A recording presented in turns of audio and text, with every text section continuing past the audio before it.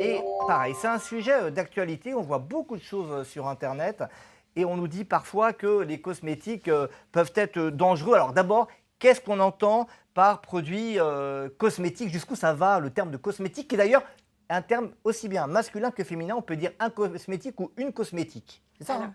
Disons qu'on dit souvent un produit cosmétique et donc on va dire un cosmétique pour aller plus rapidement, mais c'est la cosmétique de façon générale. Alors les produits cosmétiques, effectivement, c'est extrêmement large. En fait, c'est l'ensemble par définition des produits qu'on va utiliser pour la toilette et les soins de beauté. Donc ça va du maquillage au gel douche, au déodorant, au shampoing, au parfum, en passant par des produits qui font vraiment partie de l'arsenal thérapeutique en dermatologie et notamment les crèmes hydratantes et les écrans solaires qui ont une vraie indication médicale.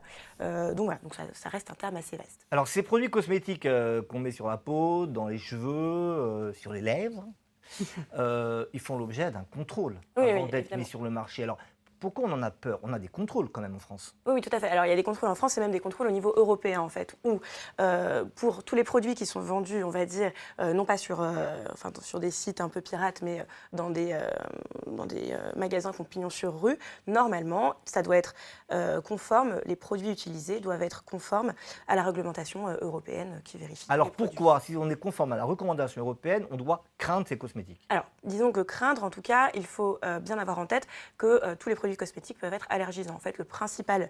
allergisants, c'est-à-dire provoquer des allergies. Provoquer des allergies de contact, des boutons qui grattent, qui peuvent brûler. Et par contre, si on ingère ensuite ces substances par voie orale, ce qu'on peut retrouver, on peut avoir une allergie généralisée. Oui, si jamais avaler du shampoing. Enfin, non, mais il y a des gens encore, ça peut arriver, qui avalent des huiles essentielles, par exemple. Donc Ah, ça peut être quelque chose de l'huile de Niger. Vous êtes assez huiles essentielles, Philippe. Mais comment? Vous avez avalé les huiles essentielles de myrtille?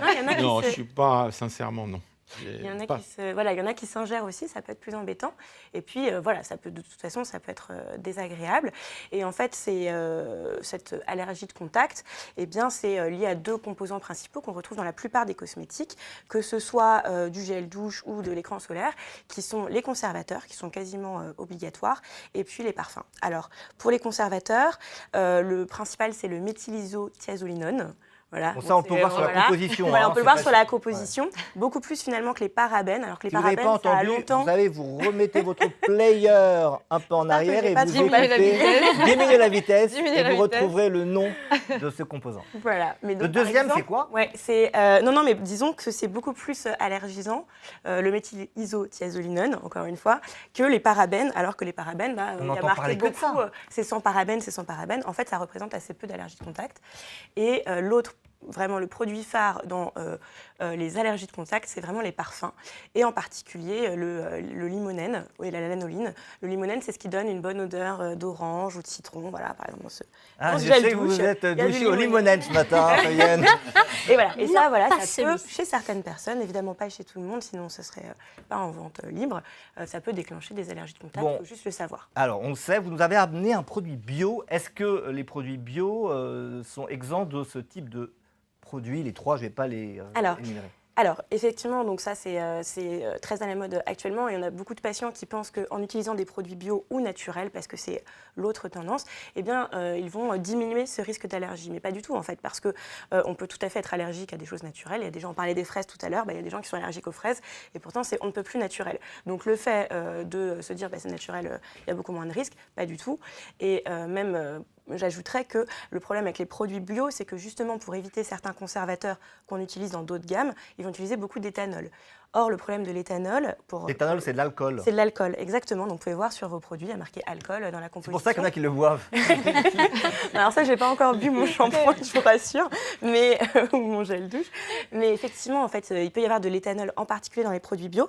Et ça, c'est un problème parce que ça peut assécher la peau. Donc, chez certaines personnes, ça peut être vraiment responsable de dermite irritative. Et puis, ça favorise, en fait, le passage des molécules à travers la peau, ce qui peut... Donc, des produits toxiques potentiellement qui entrent dans l'organisme. Potentiellement, après... Voilà. Donc, Bon, ça c'est crée vrai une que- passoire, quoi. Voilà, Ça ça crée une passoire de la peau. crée une passoire. Et l'autre élément qui est quand même très important, c'est que, attention, dans les produits bio, il y a très souvent des huiles essentielles, pareil pour les produits naturels. Et ça, les produits naturels, il faut quand même avoir en tête que non seulement c'est relativement allergisant, mais en plus de ça, il faut quand même.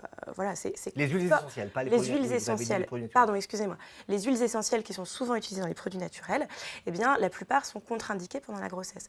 Et par exemple, les huiles de menthe sont contre-indiquées pendant la grossesse. Donc, par exemple, ce produit bio aux feuilles de menthe, il faudrait théoriquement le contre-indiquer aux femmes enceintes. Et ça, il n'y a pas mention de cela sur Antus. Donc, il faut simplement le savoir sans rentrer dans la psychose, mais chez certaines personnes.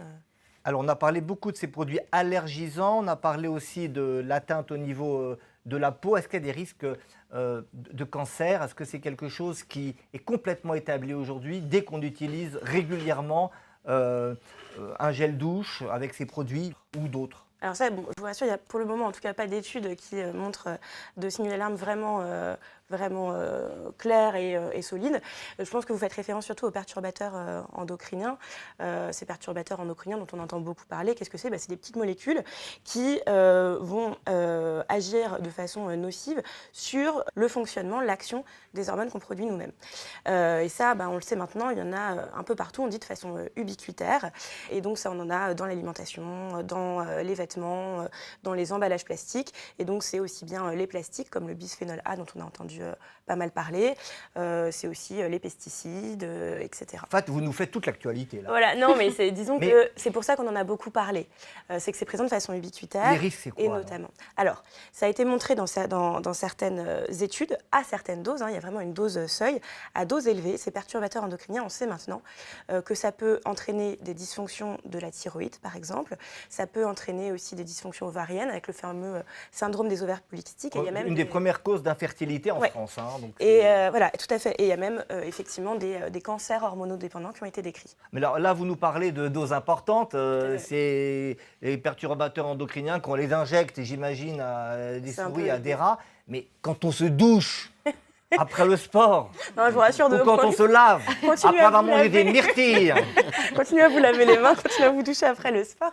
Non, c'est bon. La réglementation en Europe, c'est que dans chaque produit, on doit avoir une dose de perturbateur endocrinien inférieure à 1/100 de la dose minimale qui donne un effet chez l'animal. Donc, vous voyez qu'on est vraiment à des D'accord. effets, à des doses minimes. Mais bon, il faut quand même garder en tête que ces doses, même si elles sont minimes, je vous l'ai dit, les perturbateurs endocriniens sont partout dans notre environnement. Et donc, il ne faut pas petite multiplier dose, voilà, les faut sources. pas multiplier les sources. Alors, très concrètement, on a compris qu'il ne faut pas arrêter les cosmétiques, Non. il y a quelques précautions d'emploi, donnez-les-nous. Alors oui, déjà, c'est important ce que vous dites, il ne faut pas arrêter complètement les cosmétiques, en particulier quand il y a des indications médicales. Les crèmes hydratantes chez les patients atteints de dermatite atopique, c'est extrêmement important, ça fait partie du traitement de fond, donc surtout n'arrêtez pas si c'est votre cas.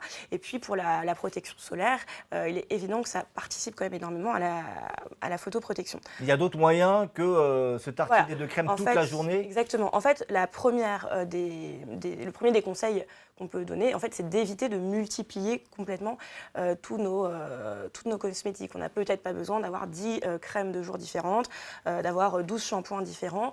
Voilà, en fait, finalement, c'est du bon sens. Et d'utiliser aussi des méthodes non cosmétiques, par exemple dans la protection solaire.